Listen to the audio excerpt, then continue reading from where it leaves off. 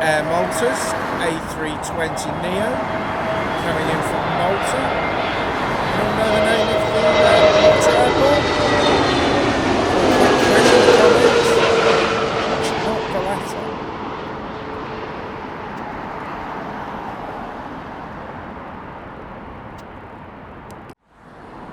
Now, this is the first time I've ever seen this airline.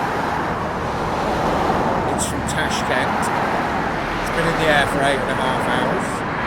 And it's a Boeing 767 from Uzbekistan.